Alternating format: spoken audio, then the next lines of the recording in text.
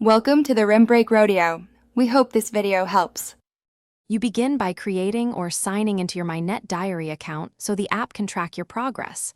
Once signed in, tap Profile to input your current weight, target weight, timeline, and activity level.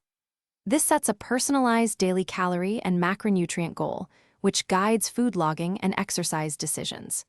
Make sure to enable notifications and, if available, sync with the health app or fitness tracker so steps and workouts update automatically.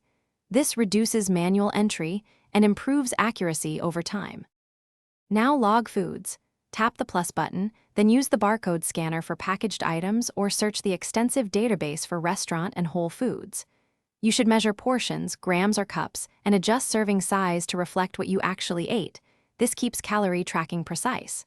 Once you build common meals, save them as recipes to speed future entries. Also log water, supplements, and any custom foods so your daily totals reflect everything. Reviewing the nutrition summary helps you see where to shift choices. Finish by adding exercise.